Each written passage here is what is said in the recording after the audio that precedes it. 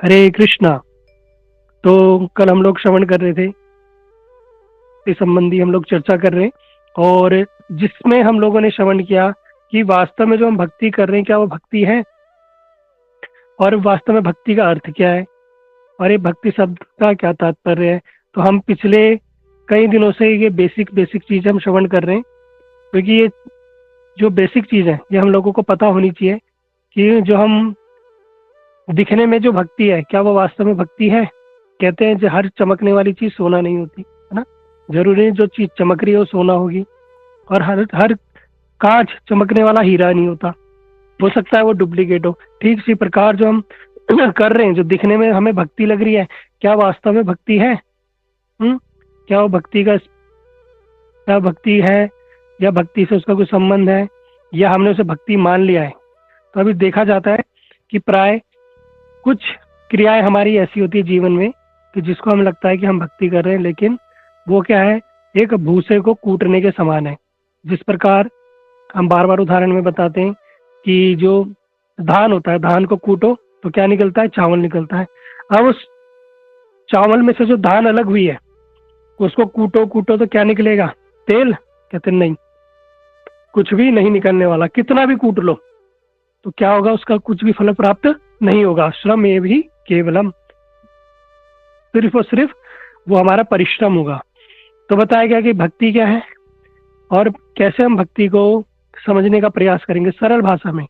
जैसे हम मैथ्स पढ़ते थे ना स्कूल में, तो उसके कुछ फॉर्मूलाज होते थे, सूत्र होते थे, उससे हम क्या करते थे, फॉर्मूला लगा के, है ना, अपने जो हमारी जो क्वेश्चन आंसर होते थे, जो भी हमारी मैथ्स होती थी, वो फॉर्मूला लगा के हमारे क्वेश्चन का आंसर निकल आता था।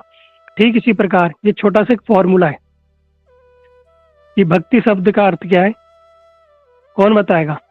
भक्ति शब्द का एक व्याख्या, एक मैं पिछले कई दिनों से बार बार बता रहा हूँ कि जिन्होंने नोट किया है वो हैंड रेज कर सकते हैं।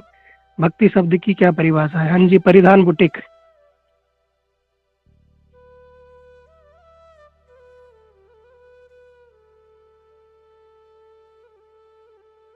हरे कृष्णा, परिधान बुटीक, बोलिए। आवाज आ रही नहीं आ रही? आ रही है प्रभु जी। हाँ बोलिए, आप बोलिए मोनिका जी। हाँ जी प्रभु जी, भक्ति का मतलब सेवा करना, हरि गुरु वैष्णव की सेवा ही भक्ति है।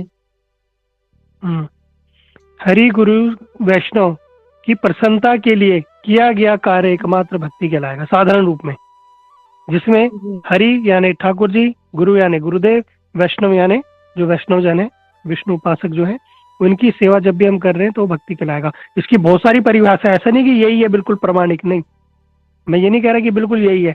एक साधारण सूत्र रूप में अगर समझने का प्रयास करोगे, है ना, कि जो व्यक्ति ज्यादा तत्व ज्ञान नहीं जानता, जिसको बहुत कुछ नहीं पता, अगर उन साधारण रूप में भी जानने का प्रयास करेगा कि भक्ति है क्या। वैसे तो भक्ति को होता है कि भक्ति जो है भज धातु से निर्मित है, जिसका अर्थ है सेवा, है ना। लेकिन हमें पता कैसे चलेगा? अगर हमारी जो भी क्रिया इन तीन को स्पर्श करेगी, हरि गुरु वैष्णव, हरि यानी ठाकुर जी की सेवा, गुरु जी को सेवा, उनकी प्रसन्नता, वैष्णव की प्रसन्नता, तो वो हमारी भक्ति कहलाएगी। ठीक है। इसके अलावा जो भी कार्य है वो सब हमारे कर्म के अंतर्गत आ जाएंगे। तो हमने श्रवण किया हरि भगवान की सेवा के लिए जो भी हम कार्य कर रहे हैं, चाहे वो मंदिर मार्जन की सेवा है, पुजारी की सेवा है, रसोई की सेवा है। अगर कोई रसोई भी नहीं कर रहा और वो मार्केट जाके सब्जी ला रहा है तो भी सेवा है। कोई कुछ नहीं कर रहा, फूलों के ठाकुर जी को फूलों की माला ही फूल तोड़ के ले आ रहा है, वो भी सेवा है। कोई तुलसी चयन करके ले आ रहा है, वो भी सेवा है। कोई ठाकुर जी के मंदिर में साफ सफाई कर दे रहा है, वो भी सेवा है। किसी को लगा कि भैया वहाँ मंदिर में कोई चीज खराब हो गई है, उसने वो जाके सही करा दी, वो भी सेवा है। तो सारी की सारी जो भी भगवान और भगवान के वस्तु से संबंधित जो भी क्रिया है वो सब सेवा कहलाएंगी। वो क्या है? भक्ति का अंग कहलाएगा, है ना। जो नवदा भक्ति है वो उसी के अंतर्गत आ जाएगी, तो वो हमारी भक्ति कहलाएगी।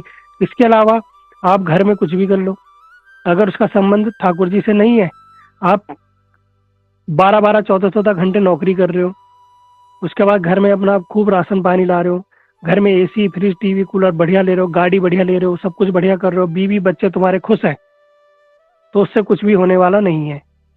अगर उसका संबंध ठाकुर जी से नहीं है, ठाकुर जी की सेवा से नहीं है, गुरु वैष्णव की सेवा से उसका संबंध नहीं है, ना ही उनकी कोई प्रसन्नता है, तो फिर वो सारा का सारा मनुष्य जीवन क्या हो गया, वो व्यर्थ हो गया। वो सारा मनुष्य जीवन कैसा हो गया, धान कूटने के समान, कि 12-12 घंटे नौकरी तो की, माता जी लोगों ने दिन भर रसोई तो की, खूब झाड़ू लगाया, पोछा लगाया, सर्दियों में कपड़े धोए, रोटी बनाई है, सब कुछ करा, खाया पिया, पति बच्चों को सबको खुश रखा, लेकिन इनका संबंध भक्ति से नहीं हुआ, या ठाकुर जी से या वैष्णव से नहीं हुआ। उसका मतलब वो श्रम ही केवलम, वो हमारा सिर्फ और सिर्फ परिश्रम हुआ और कुछ भी नहीं हुआ।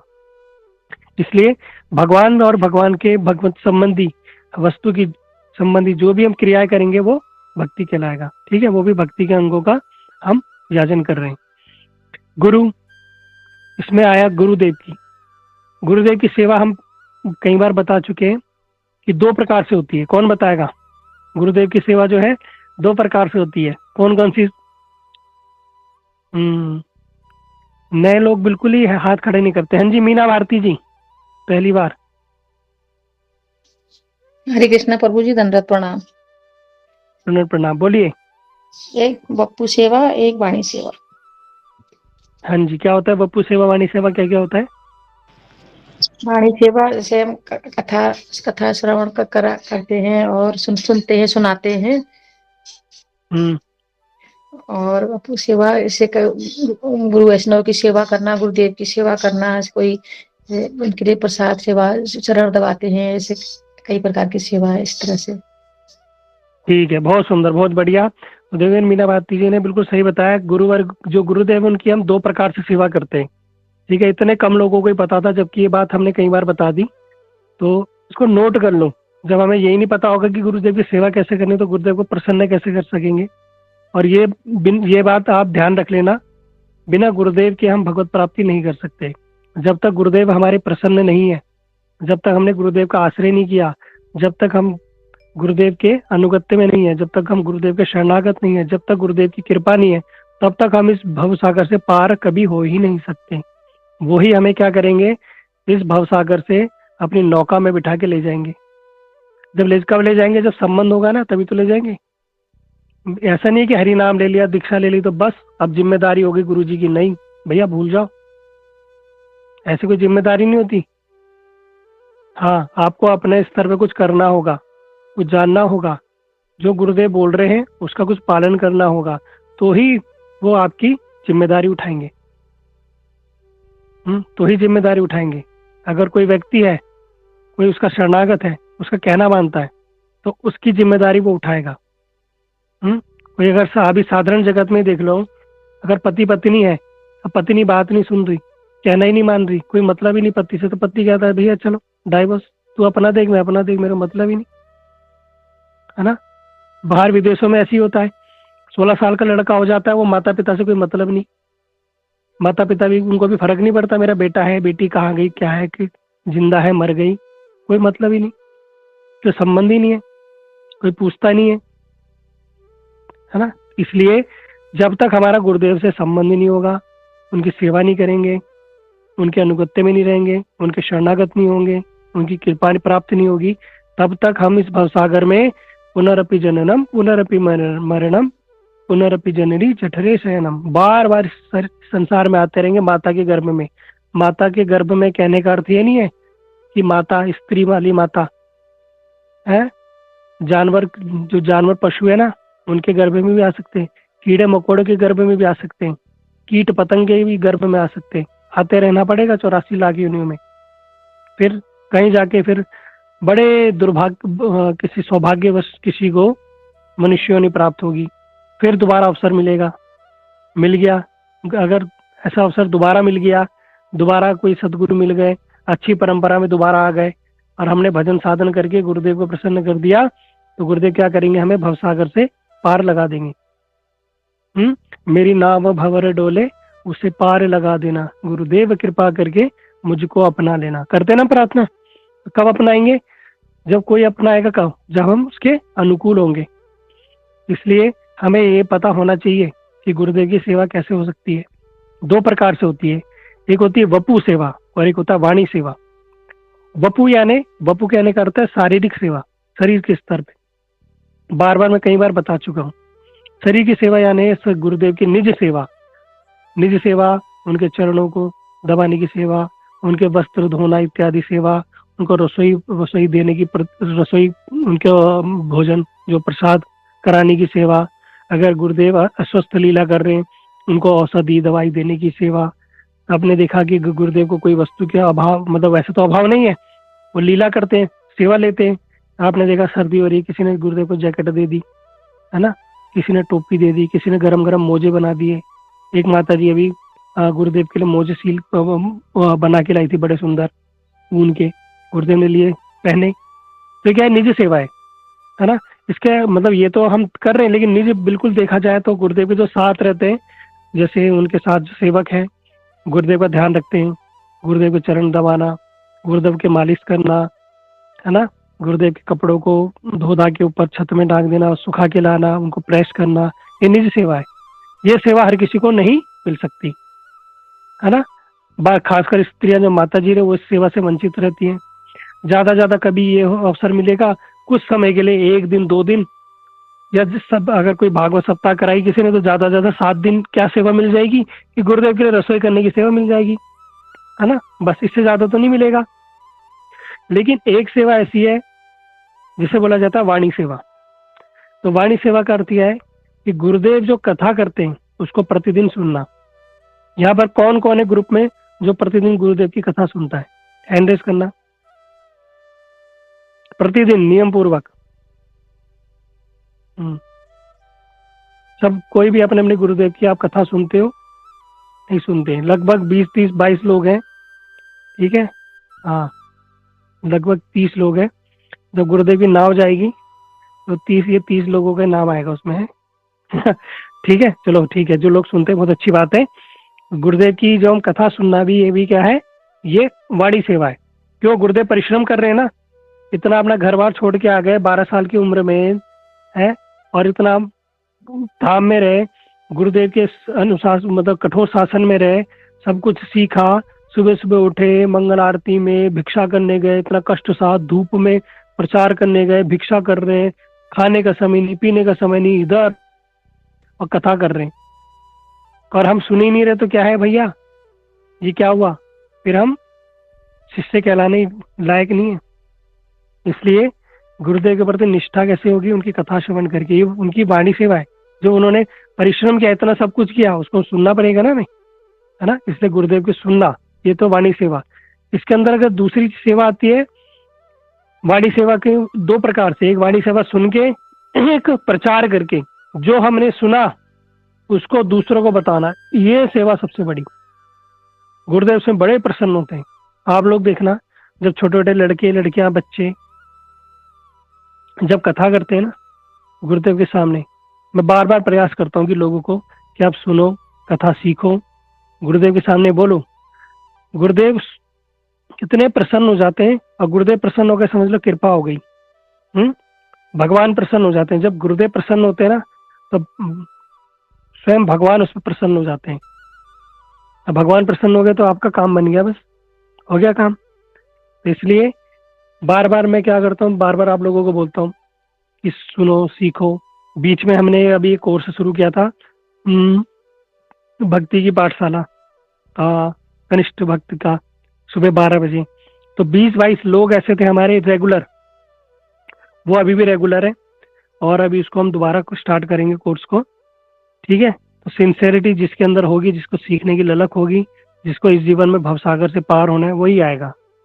और जो संसार में फंसा रहना चाहता है वो रहे, लेकिन कम से कम शाम को तो समय पे आए, थोड़ा बहुत तो सुने क्या करना है क्या नहीं करना। मैं बार बार इंजेक्शन लगाता हूँ, मेरा काम है इंजेक्शन लगाना। लेकिन वो इंजेक्शन कब लगाऊंगा मैं आपको? जब आओगे। डॉक्टर इंजेक्शन कब लगाता है? जब डॉक्टर के पास आओगे, है, वो लगाएगा, आपका दर्द हो या ना हो, डॉक्टर को फर्क नहीं पड़ता, लेकिन डॉक्टर इंजेक्शन लगाएगा। क्यों लगाएगा? उसे पता है कि इंजेक्शन नहीं लगाऊंगा तो क्या होगा, ये ठीक नहीं होगा। इसलिए हमें बार बार बीच बीच में आके बार बार में बोलना पड़ता है, आओ टाइम पे आओ, टाइम पे आओ और इंजेक्शन लगाओ। ये शासन रूपी इंजेक्शन जब तक नहीं लगेगा तब तक हम भूल जाएंगे भैया, धीरे धीरे भूल जाएंगे। माया का इतना प्रभाव है, ये हमें भुला देगी कि हम इस जगत में क्यों आए, भक्ति करने आए। नहीं तो बार बार हमें संसार में ही बस ग्रस्त, जो हमें ग्रह मेदी बना के छोड़ देगी। ग्रह मेदी मतलब एक होता है ग्रस्त, एक होता है ग्रह मेदी। ग्रस्त जो है वो अपना भजन भक्ति करते हुए, कथा श्रवण करते हुए, नाम जप करते हुए, गुरुदेव की आज्ञा के पालन करते हुए अपना गृहस्थ में जीवन करता है, तो वो गृहस्थ आश्रम है, वो श्रेष्ठ है। एक होता है गृह में भी, घर में ही फंस गया, माला का समय नहीं, कथा का समय नहीं, कभी कर ली कभी नहीं मिली, कभी सुन ली कथा कभी नहीं सुनी, कभी घर गृहस्थी में फंस गए। आज उसकी शादी, आज ऐसा हो गया, आज उसका बच्चा हो गया, आज उसके घर में लड़ाई हो गई, आज भैया वो ऐसे फंसा रह जाएगा। तो ऐसे व्यक्ति भैया अपना समय निकालो अपने लिए, है ना। ये समय अपने लिए निकालना है। ये जगह तुम जब अंतिम समय में जाओगे ना, ये कोई नहीं पूछने वाला तुम्हें कि तूने मेरे लिए कितनी रोटी बनाई थी, चल मैं तेरा ध्यान रखूंगा, है तुझे न रखने जाने दूंगा, तूने मेरी भी इतनी सेवा की, मैं तेरा है तेरी रक्षा करो। कोई नहीं पूछने वाला, कोई नहीं जाने काम आने वाला। ये भजन भक्ति जो छोड़ छाड़ के संसार में लगे है ना, यही तुम्हारे साथ जाएगी, और इसी को हम भूले बिसरे बैठे हुए। ठीक है, इसलिए नियम पूर्वक ये इंजेक्शन टाइम टाइम पे आके लेते रहो, नहीं तो फंसे रह जाओगे संसार में। फिर जो है वाणी सेवा। वाणी सेवा एक तो बताई, कथा सुन के वाणी सेवा होती है गुरुदेव की। दूसरा उसका प्रचार प्रसार करके। बहुत सारे भक्त ऐसे हमारे ग्रुप में, वो कथा सुनते भी हैं, दूसरों को सुनाते भी हैं, है ना। उनको प्रेरित करते हैं, उनको ग्रुप में जोड़ते हैं, और उनके माध्यम से वो लोग कथा सुनते हैं। फिर उनके क्वेश्चन आते हैं नए नए भक्तों के बहुत सारे, कि ऐसा कैसे, क्या करें क्या ना करें, है ना। ये सारे के सारे धीरे धीरे उनके जो डाउट्स है, जो उनके मन में जो जिज्ञासा है, वो सारी की सारी धीरे धीरे समाप्त होने लगती है, और वो धीरे धीरे भक्ति में अग्रसर होते हैं। ठीक है, तो ये बताई गुरुदेव की वपु सेवा। तीसरा जो है हरि गुरु वैष्णव सेवा। मैंने कहा और कल भी बताया था, एक पल के लिए आपने ठाकुर जी की सेवा नहीं की, कोई बात नहीं। गुरुदेव की सेवा थोड़ी बहुत कर दी, न हो पाई नहीं पाई, गुरुदेव के जो वाक्य थे, गुरुमुख पद्म वाक्य चिते तो करिया है क्या, बस इतना भी कर लिया। गुरुदेव ने बोला भैया 4 चीजें पालन करनी है ना, आहार निंद्रा भय मैथुन नहीं, ये 4 चीजें जो हमारे शास्त्रों में बताई गई है कि जो 4 प्रकार के, जो हमें किसी प्रकार का नशा नहीं करना, किसी प्रकार का मांस मछली नहीं खाना, no illicit sex, no gambling, 4 जो नियम बताए गए, हम ना इन नियमों का हमने पालन कर लिया, और अपनी कम से कम 16 माला नियम से कर रहे हैं, एकादशी रख रहे हैं, है ना, और हरि कथा श्रवण कर रहे हैं। ठीक है, ये गुरुदेव ने ज्यादा आज्ञा नहीं दी भाई, इतनी आज्ञा दी है अभी आप सब लोगों को, इतना तो करो। और जो इतना भी नहीं कर सकता, फिर तो उसका क्या ही कर सकते हैं, उसका तो भगवान ही मालिक है फिर, है ना। तो इतना अगर हमने इतना भी किया तो चलो कोई बात नहीं, गुरुदेव इसमें भी प्रसन्न हो जाएंगे कि चलो इसने इतना तो मेरा मान रखा, इतनी तो बात रखी। लेकिन वैष्णव ऐसे हैं कि अगर आपने वैष्णव सेवा कर दी तो गुरुदेव भी प्रसन्न हो जाएंगे और ठाकुर जी भी प्रसन्न हो जाएंगे, अलग से प्रसन्न करने की आवश्यकता नहीं है। एक बार एक सेठ ने, एक कथा है बड़ी सुंदर, ध्यान से सुनना, इससे आपको क्लियर होगा। एक बार एक सेठ थे जगन्नाथपुरी के, सच्ची घटना है। तो उनको सपने में जगन्नाथ जी के दर्शन हुए, एक छवि दिखाई दी, तो उन्होंने अपने सेवक को बोला, सेवक ने बोला कि मैं जगन्नाथपुरी जा रहा हूँ। तो सेठ जी ने कहा अरे मेरे को जगन्नाथ जी स्वप्न में भी आए थे। तो सेठ जी ने क्या किया, 100 रुपए उसको दिए, बोला एक काम करना, कि 100 रुपए जगन्नाथ मंदिर में जगन्नाथ जी को दे देना, मतलब वहाँ डोनेशन बॉक्स में या जगन्नाथ जी की सेवा के लिए दे देना 100 रुपए। 100 रुपए उसमें बड़ी वैल्यू थी, 100 रुपए बहुत बड़े थे 100 रुपए। वो 100 रुपए लेके जगन्नाथपुरी चल जाने लगा। चलते पैदल रास्ते हुए करते थे, पहले तो थी नहीं, फ्लाइट बुक कर दी, ट्रेन बुक कर दी है, वेटिंग आ रहा है, कंफर्म है, स्लीपर चाहिए, एसी चाहिए, 3rd AC चाहिए, नहीं भैया पैदल वो चल दिया जगन्नाथ जी मंदिर। स्थान मुझे याद नहीं कहाँ से आया था, पर वो जाने लगा, और रास्ते में उसने देखा बहुत सारे भक्त लोग थे वहां बैठ के कथा कीर्तन कर रहे थे, बड़ा अखंड कीर्तन हो रहा था। एकादशी का दिन था, सभी जो श्रद्धालु थे वो बैठे हुए थे, और सर्दी का भी समय था, सर्दी में बैठ के भगवान का भजन कर रहे थे। महामंत्र कर रहे थे, जय जगन्नाथ, जय बलदेव, जय सुभद्रा। बड़ा सुंदर कीर्तन हो रहा था। तो जो सेठ जी के जो नौकर थे वो वहीं बैठ गए, वो भी कीर्तन भजन करने लगे। उन्होंने देखा कि सारे लोग जो भक्त हैं इनको ठंड भी लग रही है, इन्होंने भोजन भी नहीं किया, प्रसाद भी नहीं पाया, और पानी की इनके पानी भी नहीं है। तो जो नौकर था ना, उसने देखा मेरे पास पैसे हैं, सेठ जी को क्या पता चलेगा कि मैंने मंदिर में दिए या क्या करा। वो गया, उसने फटाफट सबके लिए एकादशी भोजन की, फल फल फूल की व्यवस्था की, जल की व्यवस्था की, उनके लिए बढ़िया बढ़िया कंबल की व्यवस्था की, और सबको दिया। सारे सारे जो साधु संत थे सारे बड़े प्रसन्न हो गए। एकादशी के दिन गर्मा गर्म उनको जो भोजन भी मिल गया है, और फल फूल भी मिल गए, और कंबल उम्बल भी मिल गए। सारे बड़े प्रसन्न हो गए। तो ये सब करने में उसके 95 रुपए खर्च हो गए। अब बचे 5 रुपए। उसने कहा कोई नहीं, 5 रुपए बचे, इसको मैं जगन्नाथ जी मंदिर में जगन्नाथ जी को चढ़ा दूंगा। और वो गया जगन्नाथ मंदिर में, सिंह द्वार से होता होता मंदिर में पहुंचा, जगन्नाथ जी के दर्शन किए, और 5 रुपए जगन्नाथ जी के दान पात्र में डाल दिए कि ये सेठ जी ने भिजवाए 5 रुपए। अब वो वहां से चला गया। अब जब वो चला गया तो जब दर्शन वर्शन करके वापस पहुंचा, तो सेठ जी जब वो वापस पहुंचा तो उससे पहले ही सेठ जी के पास सपना आ गया जगन्नाथ जी का। जगन्नाथ जी कह रहे कि सेठ जी, आपने मेरे लिए सिर्फ 95 रुपए क्यों भेजे? आप तो हर बार 100 रुपए भेजते थे, इस बार आपने 95 रुपए क्यों भेजे? अरे ऐसा बोल के जगन्नाथ जी अंतर ध्यान हो गए। अब सेठ बड़ा आश्चर्य में, सेठ कह रहा नौकर तो मेरा बड़ा ईमानदार था, बड़ा भक्ति भाव था इसके अंदर, ये तो बड़ा अच्छा व्यक्ति था, मैंने इसको दिए थे 100 रुपए, और जगन्नाथ जी का सपना है कि इसने 95 रुपए दिए मेरे को। अब वो सोचने लगा 5 रुपए कहाँ गए। उन्होंने सोचा अरे गरीब नौकर था, 5 रुपए खाने पीने में खर्च कर दिए होंगे, 95 रुपए जगन्नाथ जी को चढ़ा दिए, चलो कोई बात नहीं, मैं उससे आगे पूछूंगा। तो सेठ जी के बाद जब नौकर वापस आया तो सेठ जी ने बोला नौकर को, कहते हैं क्या तुमने, मैंने जितना तुम्हें धन दिया था क्या तुमने उतना जगन्नाथ जी को नहीं चढ़ाया? अब नौकर बड़ा आश्चर्य में हो गया, ये सेठ जी को कैसे पता चला है, ये तो गड़बड़ हो गई, मेरे को तो किसी ने देखा भी नहीं है, और ना ही मैंने कोई पैसे खाए जगन्नाथ जी के। तो उन्होंने बोला कि मेरे पास जगन्नाथ जी का स्वप्न आया था। नौकर ने जब पूछा सेठ जी आपको कैसे पता, तो सेठ जी ने कहा मेरे पास स्वयं जगन्नाथ जी स्वप्न में आए थे, और उन्होंने बताया कि तुम्हारा जो नौकर है ना, जो तुम्हारा सेवक है, उसने मुझे बस 95 रुपए दिए। ये सुन के ना तो सेवक था रोने लगा।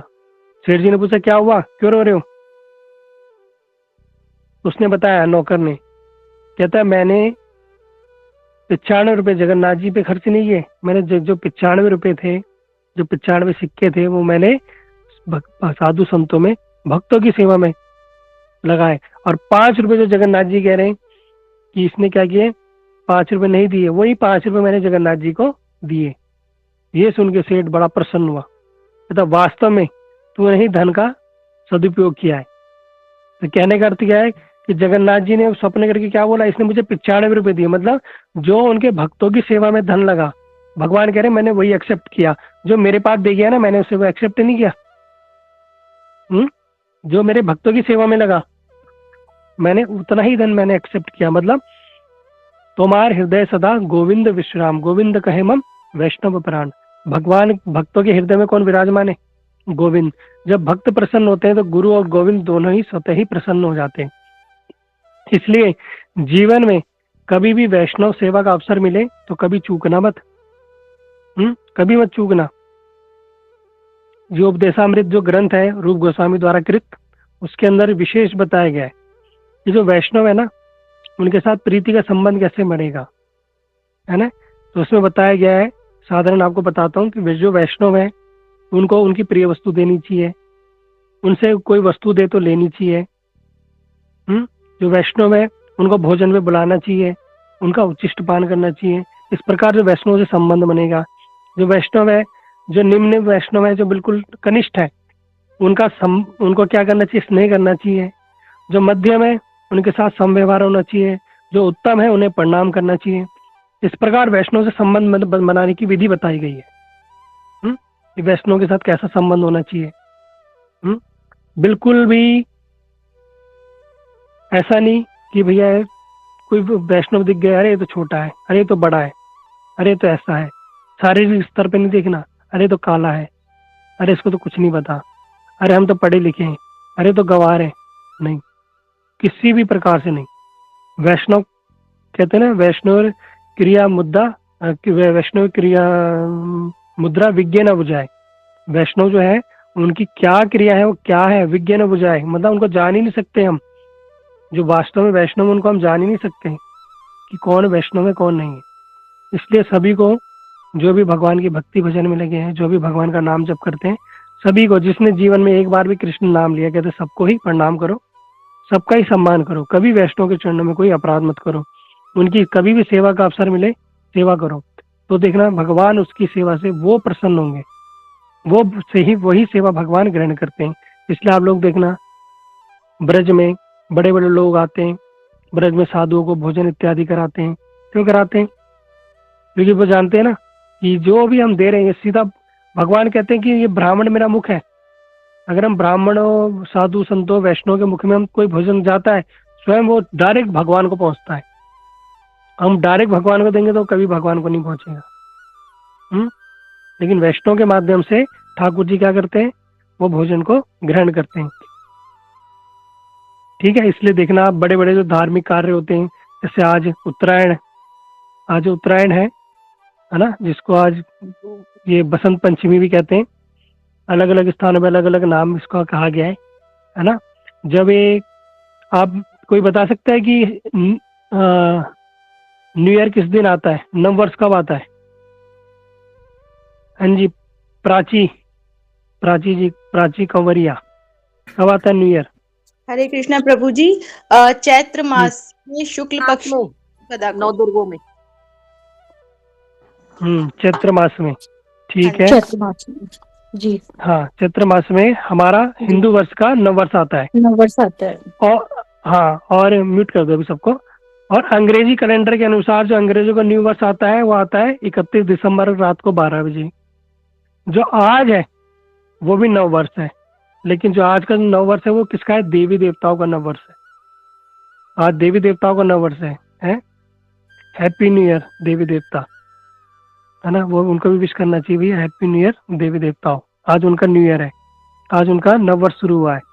जब हम लोग, हमारे पृथ्वी में एक साल बीतता है, तब वहां क्या होता है? एक दिन होता है, वहां एक दिन होता है।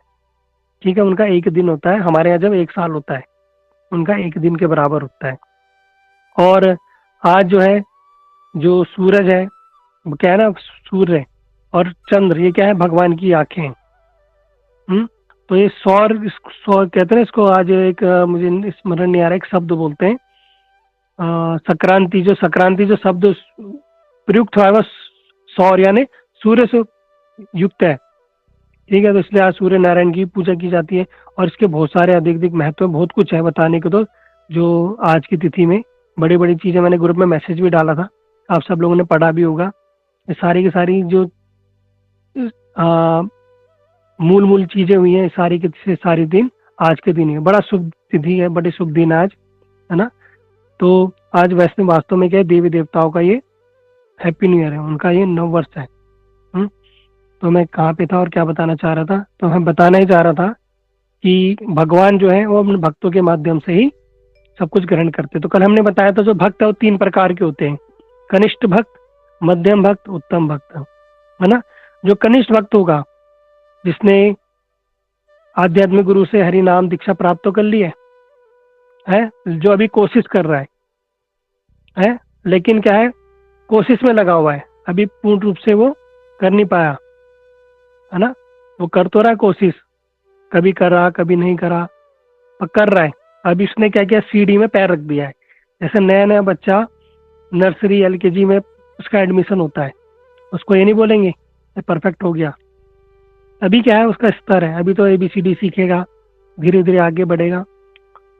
अभी उसने प्रारंभिक अवस्था में प्रवेश किया है ना। ये कनिष्ठ अधिकारी है। इनको जो ऊपर के जो वैष्णव है, उन सभी का सम्मान करना चाहिए, है ना। इसलिए हमारे अंदर हमेशा भाव होना चाहिए हम कनिष्ठ हैं, कनिष्ठ भक्त हैं।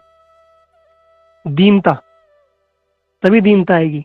कभी अपने आप को उद्यम मत और बड़ा उत्तम भक्त समझने का प्रयास मत करना, नहीं तो माया ना ऐसा पटकेगी, सारी भक्ति हमारी हमें दिख जाएगी। कहीं भी जाके हमें अपना पांडित्य सिद्ध नहीं करना कि हम बहुत जानते हैं, अरे हमें सब पता है? नहीं, हमेशा कनिष्ठ बन के रहो कि हम कनिष्ठ भक्त हैं, अभी प्रयास कर रहे हैं, धीरे धीरे धीरे भगवान गुरुदेव कृपा करेंगे तो हम कुछ कर पाएंगे।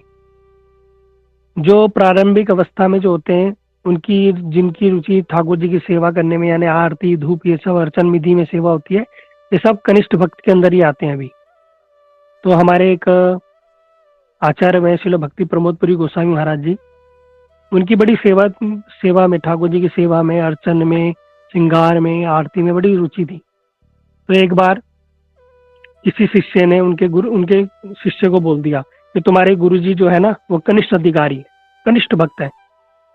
ये सुनकर तो शिष्य को बड़ा क्रोध आ गया। गुरुजी के पास गया कि गुरुजी, वो जो ऐसे भक्त है ना वो बोल रहे हैं तुम्हारे गुरुजी कनिष्ठ भक्त है। ये सुन के जो भक्ति प्रमोदपुरी गोसाई महाराज जी बड़े प्रसन्न हुए। कहते गुरुदेव, वो आपको कनिष्ठ भक्त कह रहे हैं, आप तो बड़े उत्तम महाभागवत हो और आपको कनिष्ठ भक्त कह रहे हो, आप प्रसन्न हो रहे। कह रहे अरे मुझे तो कल तक तो ये लगता था मैं भक्ति ही नहीं हूँ, और आज मैं इतना प्रसन्न हो रहा हूँ कि कम से कम मैं कनिष्ठ भक्त तो हो गया, मैं भक्ति में तो आ गया है, इतना प्रसन्न हो रहे हैं। तो ये वैष्णव की किस प्रकार से उनकी सोच है, विचारधारा है कि अगर मैं कोई कनिष्ठ भी बोल दे तो भी वो अपने आप को बड़े प्रसन्न गर्वान्वित महसूस करते हैं, बड़ा गर्व महसूस करते हैं कि हमें कोई कनिष्ठ भक्ति बोल रहा है ना। लेकिन हमारे अंदर क्या है, थोड़ा सा हमने नाम जप करना प्रारंभ किया, 2-4 माला घिसनी शुरू की, थोड़ा सा लहसुन प्याज छोड़ दिया, चाय छोड़ दी, और हमें लगता बस हमसे बड़ा तो कोई भक्ति नहीं है। जा जाके ढिंडोरा पीटेंगे सब जगह कि हम तो भैया लहसुन प्याज भी नहीं खाते, अरे हम तो सर्दी में लोग चाय पीते, हम तो चाय नहीं पीते भैया, हम तो बड़े भैया नाम करते हैं, 16 माला करते हैं, सुबह उठ जाते हैं, वृंदावन भी जाते हैं, वृंदावन भी हमने तो गोपाल जी भी रखे हैं, चाहे सेवा कर रहे नहीं कर रहे, लेकिन गोपाल जी भी रखे हैं, क्या भोग लगाए ना लगाए हैं। हाँ, हम तो ड्रेस भी लाते हैं गोपाल जी, बस जगह जगह जाके अपना पूरा ढिंडोरा गाते हैं, हम ऐसा करते हैं ऐसा करते हैं। ये सब अभी कनिष्ठ अधिकारी, कनिष्ठ भक्त हैं। ये भी कनिष्ठ भक्त की सीढ़ी में इन्होंने प्रवेश किया है। ठीक है, मध्यम जो होगा, मध्यम अधिकारी, वो समझ चुका होगा भैया अब मुझे क्या करना है क्या नहीं करना, वो समझ गया, वो ज्यादा पचड़े में नहीं पड़ता। मध्यम अधिकारी जो मध्यम भक्त होगा उसने आध्यात्मिक गुरु से दीक्षा ले ली होती है, और क्या है भगवान की सेवा में वो ठीक ठीक प्रकार से लगा हुआ है, और वो क्या है स्थिर होता है।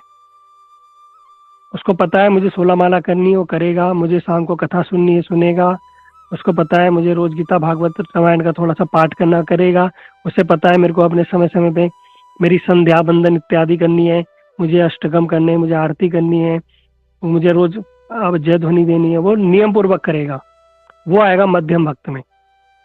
ऐसा भक्त अपना भजन ठीक ठीक से करता है।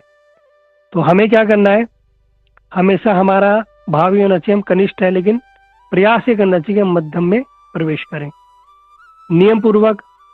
हमें से आधे ज्यादा लोगों को तो मैं अब कई बार बोल चुका हूँ, यही नहीं पता कि हमारी मंगल आरती कौन सी है, गानी नहीं आती। यहाँ तक कि कई बार हम लोगों ने बता दिया, मैंने वीडियो भी कई बार डाल दी ग्रुप में, लोगों को ये नहीं पता आरती कैसे करनी है, दीप कितना घुमाना है, धूप कितनी घुमानी है, चावल कब घुमाना है, जल कब शंख दिखाना है, कपड़ा कब दिखाना है मोर पंख दिखाना है, पंखा कब ढुलाना है, कुछ पता ही नहीं। अपने अनुसार चलोगे तो भैया ये मत सोचो कि हाँ जो हम कर रहे हैं ठीक है, नहीं।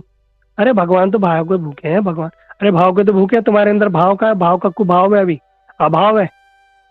भाव तो बहुत ऊंची अवस्था है, जब उस अवस्था में पहुंचोगे तो भगवान की सेवा नहीं भी करोगे तो भी चलेगा। लेकिन अभी हम वैदिक भक्ति कर रहे हैं, अभी हम राग भक्ति की और नहीं है। भक्ति भी 2 प्रकार से होती है, वैदिक भक्ति जो विधि विधान से की जाती है, नियम पूर्वक ऐसा करना है ऐसा करना है, एकादशी रखनी है, 16 माला करना है, सुबह उठना है, मंगल आरती करनी है, स्तव स्तुति करनी है, ऐसे ठाकुर जी को भोग लगना है, ये वैदिक भक्ति है। अभी हमें वैदिक भक्ति का याचन करना है ना। अभी हम रागानुक, अभी हमारा स्वाभाविक रूप से ठाकुर जी में प्रीति नहीं हुई, अभी हम कृत्रिम रूप से कर रहे हैं, बनावटी रूप से। ठीक है। इसलिए जब भी हम, हाँ, जो मध्यम भक्त होगा, मध्यम भक्त की क्या बताया गया, वो अपना ठीक भजन ठीक ठीक से करेगा। यहाँ पे कौन ऐसा है जिसको जय ध्वनि आती पूरी अच्छे से? कौन कौन है हमारे ग्रुप में जो जय ध्वनि पूरा अच्छे से जानता है? दूसरों की जय से पहले खुद को जय करें। पहले हमें खुद को जय करना पड़ेगा, तब हम जय ध्वनि कर पाएंगे। कहने का अर्थ है कि जब हम ठाकुर जी, गुरुदेव, गुरुवर्गों की जय ध्वनि देते हैं, हम उनका सम्मान कर रहे हैं, है ना। उनका वैसे तो हम ऋण से ऋण हो नहीं सकते, कम से कम जय ध्वनि देके उनकी कृपा तो प्रार्थना कर सकते हैं। तो लगभग 20-22 ही लोग ऐसे हैं, बाकी लोगों को मुझे लग रहा है सांप सूंघ गया है। फिर ऐसे लोग हमारे पास बार बार रोते हुए आते हैं, प्रभु जी बड़ा कष्ट है जीवन में, कुछ नहीं हो रहा, भक्ति नहीं हो रही, बड़ा दुख है, मन अशांत रहता है, ऐसा है वैसा है। अरे कर क्या रहे हो तुम? फिर ये तो बताओ, तुम कर क्या रहे हो विशेष? मैंने एक बार एक जगह गया था, वहाँ 150 लोग थे और काफी सारे सब दीक्षा वाले गोपाल मंत्र ले लेके बैठे हुए हैं। गुरु जी गोपाल मंत्र दे दो, गुरु जी दीक्षा दे दो, हरि नाम दे दो। वहां जाके मैंने बस ये पूछना किस किस को जय ध्वनि आती है। 2 माता जी के अलावा किसी को नहीं आती थी। अरे जब तुम अपने गुरुवर्गों की जय नहीं दे सकते, जब तुम्हें यही नहीं पता, तो तुम क्या करोगे भैया? अभी हम क्या कर रहे हैं? ना माया मिली ना राम, ना माया में अच्छे से रमे और ना राम मिलेंगे।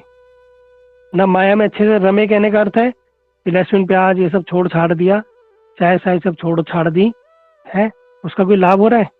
तो दूसरी तरफ अगर तुम छोड़ छाड़ दी तो जिसलिए छोड़ी उसको तो करो, उसको भी करने को तैयार नहीं। ना फिर माया मिली ना राम मिला है। शादी में गए सब, किसी में शादी में गए, वह सब बढ़िया चटकारे लगा के टिक्की गोलगप्पे खा रहे, हमने खाए नहीं, मन मार दिया, लेकिन इधर भजन भी नहीं कर रहे। तो भैया ना माया मिल रही ना तुम्हें राम मिल रहा, बीच के बिच्छू बने बने भटक रहे। तो बताओ क्या करें? या इधर हो जाओ या उधर हो जाओ, स्थिर हो जाए एक जगह, या प्रयास तो करो। लाला बाबू एक साइड हो जाओ। कथा सुनिए ना लाला बाबू की, सुनाऊंगा कभी अच्छे से, टाइम होगा तो एक साइड हो जाओ, स्थिर हो जाओ। जब स्थिर हो जाओगे तो ही भक्ति भजन होगी। कोई पूछता भी नहीं हमसे कि प्रभु जी जय ध्वनि का है, मुझे खुद ही डालनी पड़ी, किसी ने मांगी भी नहीं। मुझे पता था स्थिति, मैंने डाल दी कि चलो कोई तो सुनेगा। मैंने देखा बहुत सारे ग्रुप में जो लोग हैं, जो लोग सुनते हैं उसमें हरे कृष्णा लिखा करो, मुझे नाम से पता चल जाएगा कि कौन कौन सुन रहा है, कौन कौन कर रहा है, कौन कौन सिंसियर है। बहुत सारे लोग प्रतिदिन मैंने देखा 30-40 लोग रोज मंगल आरती सुबह के समय उसको चला के करते हैं। उसमें हरे कृष्णा लिखना तो नाम आ जाएगा कि कौन कर रहा है कौन नहीं कर रहा, मेरे को भी नोटिस में रहेगा। बाकी लोग क्या करेंगे कैसे करेंगे वो आप लोगों के ऊपर है। जितना चीनी डालोगे उतना मीठा होगा, समझो इस बात को। जितनी चीनी डलेगी उतना मीठा होगा, जितनी भक्ति करोगे, जितना सिंसियर होके करोगे, उतना ही फल मिलेगा। उससे अधिक मिलने वाला नहीं है। ये यथा माम प्रपद्यन्ते ताम तथैव भजामि हम, जो जिस भाव में जितना जितना करेगा उसको उतना उतना मिलेगा। भगवान ने स्वयं बोल दे भगवत गीता में, भैया कोई ज्यादा अधिक मिलने वाला नहीं है। और हम तो कर ही नहीं रहे, कुछ तो मिलेगा कहाँ से है? नौकरी करोगे 9-9 घंटे, तब जाके महीने में सैलरी मिलती है, और बिना भक्ति भजन करते गोलोक वृंदावन पहुंच जाओगे हैं? पहुंच के दिखा दो भैया, नहीं हो पाएगा। इसलिए क्या करो, समय निकालो थोड़ा, है ना। समय निकाल के नियम पूर्वक सुबह अपना उठ के अपना संध्या वंदना करके तिलक, प्रतिदिन तिलक करना है, कहीं भी जाओ तिलक करो, नियम पूर्वक पढ़ो क्या लिखा हुआ है, कैसे आचमन करना है, कैसे शुद्ध करना है। जिनको नहीं पढ़ना आता सुनो, सुन तो सकते हो, सुनो, सुन के भी याद हो जाएगा। सुन के तो चुगली याद हो जाती है, लेकिन ये याद नहीं होगा है। रोज सुनोगे तो होगा। करत करत अभ्यास के जड़मती हो तो सुजान, राशि आवत जाते सिल पर परत निशान। सुनिए ना बचपन में कहानी, एक मूर्ख था, सब कहते थे तू मूर्ख था, पढ़ता नहीं था है, कुछ याद ही नहीं होता था। एक बार वो स्कूल से भाग के आ गया, उसने देखा कुछ कुएं से स्त्रियां पनिहारिन जल निकाल रही है, तो उनकी रस्सी के घर्षण से तो सिल होती है, सिल उतनी मजबूत पत्थर, उस पर निशान पड़ गए थे। उसकी बुद्धि चली, जब रस्सी इतनी साधारण रस्सी से इस पत्थर पे निशान बन सकते हो, तो मेरी जो बुद्धि है उसके ऊपर क्यों, उस मस्तिष्क पटल पे क्यों छाप नहीं छप सकती? मैं भी अच्छे से पढ़ूंगा। और पढ़ा उन्होंने, और आज आगे जाके बहुत बड़े वो व्यक्ति बने, बहुत बड़े शास्त्रार्थ बने। नाम मुझे याद नहीं कौन बने, किसी को याद हो तो बताना, है ना। तो बहुत बड़े वो व्यक्ति बने, बड़ा नाम हुआ उनका, बड़े विद्वान हुए। तो जो करोगे तो होगा, है ना। भगवान की कृपा करते हैं, भगवान के लिए, भगवान संबंधी क्रिया करने में भगवान आशीर्वाद देते हैं, गुरुदेव आशीर्वाद देते हैं, वैष्णव कृपा करते हैं। मेरे अधिकार में जितना था मैं इतना ही कर सकता था, समझा सकता था, आपको सारा प्रोवाइड करा दिया, है ना। गुरु मंत्र जो भी है, ये हमारी मंगल आरती, संध्या आरती, भोग आरती, है ना, कैसे स्तव स्तुति है, जय ध्वनि है, सब आपके पास है। उसके बावजूद भी अगर नहीं सीखोगे तो बताओ कैसे क्या करें? दिमाग के अंदर हम फिट तो नहीं कर सकते ना, रोबोट तो हो नहीं आप, है ना, हो तो इंसान ही। इसलिए हम सभी लोग सिंसियर होकर थोड़ा थोड़ा प्रयास करो, करोगे तो देखना अच्छा ही रहेगा, आप पे लाभ होगा। कुछ समय थोड़ा प्रयास होगा, लेकिन देखना अंदर से एक शांति मिलेगी आपको, एक अंदर से अनुभूति होगी। नहीं हो तो छोड़ देना, करना बोलना है, झूठ बोलते हैं प्रभु जी, मत करना। जब आप ये लोग करना प्रारंभ करोगे ना, इसको बैठ के अच्छे से करोगे, तो देखना धीरे धीरे आपके अंदर से एक अलग ही प्रकार का आनंद आएगा। माला ऐसे करोगे ना, बस जैसे तैसे करके निपटाओगे, कोई आनंद नहीं आएगा। एक अच्छा से बैठ के कभी 2 4 6 माला करना, एक अलग ही आनंद आएगा। भगवान से हम कनेक्ट हो जाते हैं उस समय, ठीक है। इसलिए भगवान की जब सेवा करेंगे, भगवान संबंधी क्रिया करेंगे तो भगवान से हम कनेक्ट हो जाते हैं, तो हमारे अंदर एक अलग ही पॉजिटिव एनर्जी आती है, ठीक है। तो समय हो चुका है, और अभी मैं कल फिर अच्छे से बताऊंगा मध्यम अधिकारी उत्तम अधिकारी के विषय में, कि कैसे कैसे क्या है, ठीक है। बाकी आप सभी लोग समय निकालो अच्छे से अपने लिए, थोड़ा थोड़ा, है ना, पूरे दिन में थोड़ा थोड़ा समय निकालो। जगत के लिए तो समय दे रहे हैं, उसका कोई लाभ नहीं है और कोई साथ में जाने वाला नहीं है। लेकिन तब पर भी हमारे गुरुवर ये नहीं कहते कि छोड़ दो जगत, नहीं, जगत को मत छोड़ो, पर भक्ति को जोड़ दो, ठीक है। फिर हरे कृष्णा वंशाकल्पतरुभ्यश्च कृपा सिंधु भैवचा पतितानां पावनेभ्यो वैष्णवेभ्यो नमो नमः। हरे कृष्णा, सभी को धन्यवाद, प्रणाम।